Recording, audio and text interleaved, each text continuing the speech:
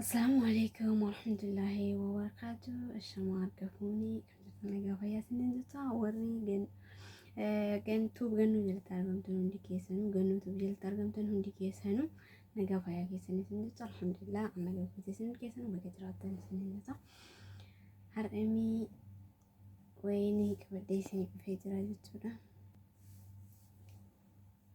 هرمي ويني سنين كبدي دفي مال سنين فكاتي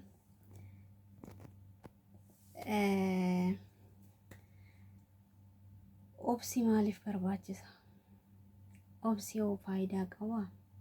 Waa obsuun faayidaa akkamii qaba? Waa obsitee yoo jettee sadarkaa kamirra geetta? Mi'a ro'ee kanarraa dubbadha. Wanni waa'ee obsatarraa dubbatu fedhii qabu tokko jira jechuudha. Namni waa obseetii waa waa'ee arga. Waan fi kiyyaa waxaad obsee ofii kiyyaa obsarratti milkaa'eef wanti isin himuu dandeenya. نمت كوان في الراميل كايمالي نواف إبسو هندندو واني ميل كايمالي تنولو وسير قواتي وانت ميلكو فنينو مهنجرية تدا الدنيا كمالتي ربي وجه اني توقف فاني ربي شكري قلفتي مالي كسر جراتي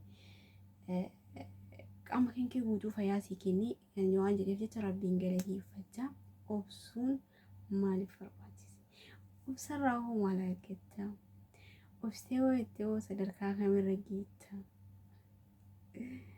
الرئيسين بسوي جدا وانا فيك يا أوبسي في صدركا كان رجعي صدركا قد رجعي في جدا الحمد لله رب العالمين نمني وأوبسي كي ستريقوت ويساعد جدا صدركا قد رجعي جدا أوكي مي أرام يوبسي تيو فايدان تكوفام wanni tokko faan obsarratti maal akka beeytanii nama simiidhe obsa godhadhu namnuu simiidhe maaliifuu atillee miidhuuf ittiin fiigin obsa yoo godhatti laakiin ashannafta yookaan immoo ni mo'atta jechuudha. Inni lammaffaan immoo obsa yoo qabaatte hin fiigin tokkoffaa obsa yoo qabaatte mi'a dhimmoo jaalata irratti fudhannee tokkoffaa obsa yoo qabaatte yookiin nama tokko yoo jaalatti ta'e dhiiras ta'e dhalaas ta'e namni kamiinuu dhalaas ta'e dhiira jaalachuu dandeessi. Dhiiras ta'e akkasuma dhalaa jaalachuu danda'a. Yoo maal ta'e yoo obsa qabaatee fi madaallii godhatee waa hundumaa sadarkaa guddaarra gahuu danda'a ilmi namaa jechuudha. Wanti isin ibsu tokko jechuudha. Nama obsaanii fi fakkeenya osoo hin taane nama bifa osoo hin taane wanti ittiin madaaluu qabduu fi namni sun nama akkamiiti jettee akkasumatti obsaan eeyidee sadarkaa guddaarra gahuu dandeetti jechuudha. Sadarkaa guddaarra keessa obsa qabaanna kufiin hin kuftu namni obsa qabu abadan hin kufu. Maaliifuu kan jettan ta'e namni obsa qabu inuma hin kufu inuma.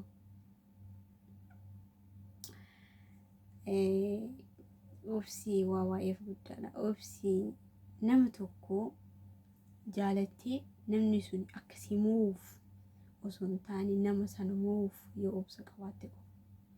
Yoo obsa hin qabaanne nama sana mo'achuu hin dandeettu. Maaliifuu waan tokko jettee nama sana ofirraa ariita. Maaliif nama dhugaan jaalattu waan yoo ta'e akkaataa ittiin mo'attu san mirkaneeffachuun kee dirqama. Maaliif obsa yoo qabaatte qofa akkaataa ati ittiin mirkaneeffattu jechuudha. Obsa yoo qabaatte karaa hundaanuu ni milkoofta. Karaa kamiinuu ni milkoofta jechuudha. Jaalala qofaa miti karaa kamiinuu. Jireenya makaan kee keessatti obsa yoo qabaatte ni milkoofta. Fakkeenya yoo fudhannee nuti maammoo biyya hambaa kana keessa jiru kana keessa bakkiin dalagaa kee bakka ulfaatu jira. Bakkiin dalagaa kee bakka sii mijaa'u jira. Bakkiin dalagaa kee bakka sii mijoofne yookaan sitti ulfaatu jira. Waan sana obsaa fi malaan yoo keessa tarte ni mo'ataa jechuudha. Keessa obsa qabaannaan waan kamuu ni mo'atta. Wanummaan ni mo'atamne numaan jiruyyuu obsa qofa qabaata. Obsi sadarkaa tokkoffaa waa'eef barbaachisaadha. Waliif obsa maaliif jedhama? Tokkoffaan isa kana. Maaliif namni tokko fakkeenya mee shamarri takka dhiirri homaa hin qabne tokko haa jaalatu haa jennu. Fakkeenya dhiirri homaa hin qabne tokko yoo isii jaalatu namni sun yoo dalagaa taayuu ta'e nama obsa qabaatu yoo ta'e, nama haqaan nama san jaalatu yoo ta'e, akkamiin keessa tarte?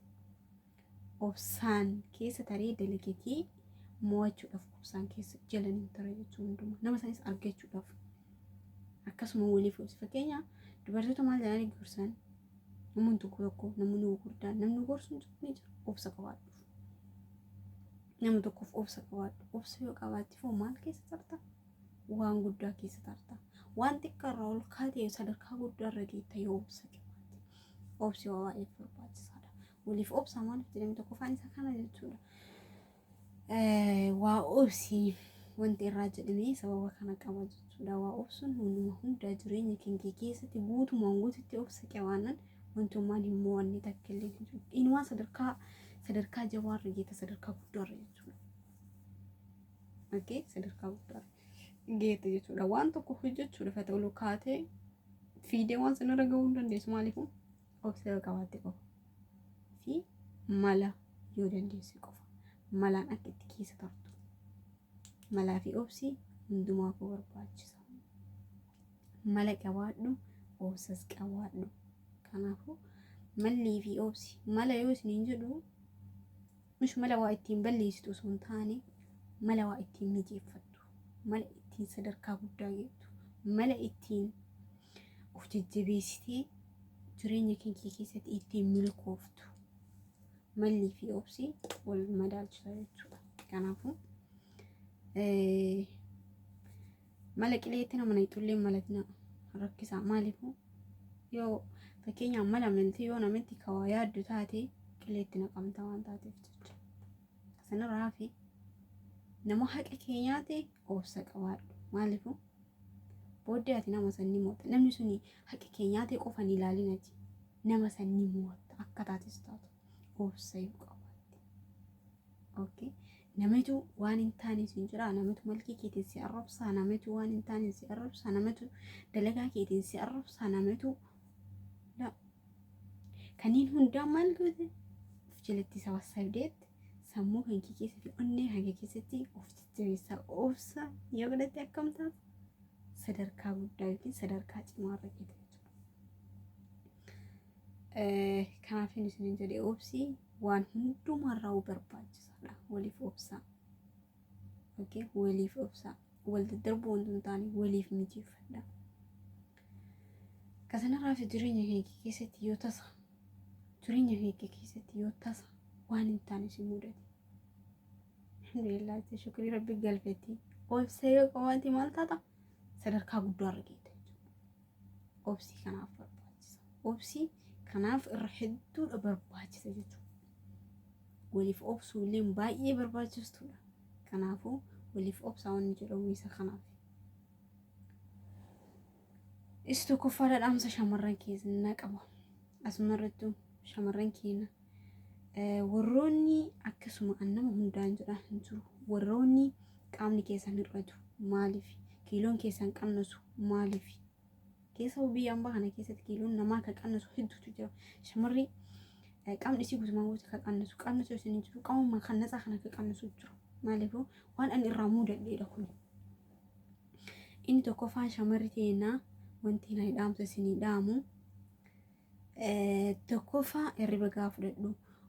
Lammaffaa hirriba gaafa fudhadhu isin jedhe. Lammaffaa jechuudha. Sa'aatii 24 keessatti sa'aatii 6 yoo fudhatte hirribni sun sa'aatii 6 sun baay'ee siif gahaadha jechuudha. Kasanirraa hafee tokkoffaa bishaan dhugi sirriitti. Maaliif ol ka'aa deemu? Dhiigni keessas qannasaan deemu. Nuti ati dalagama qofatti nyaata kan kee sa'aatii nyaadhu. Nuti nyaata waan argite akkuma argite ofitti guurii miti. Sa'aatii nyaadhu. Qursii kee sa'aatii nyaadhu. Misaa kee sa'aatii nyaadhu. Akka iraata kee sa'aatii nyaadhu. Kana wanti maaliifuu keessaa shamarri warri mana keessa dalagan namoota tokko kan miidhamaa jiranii yookiin dhiiga qannasu ta'a yookiin kiiloo qannasu ta'a. Waa baay'eetu jira jechuudha. Kanaafuu kanneen hundarraa irraa akka milkooftan maaliif sa'aatiin wanta hundaayyuu sa'aatiin godhadhaa wanta hundaayyuu maaliifuu isinis kaayoo biyyaa baatan qabdan waan ta'eef jecha qaamni keessan akka isin hir'atutti osoo hin taane la'a.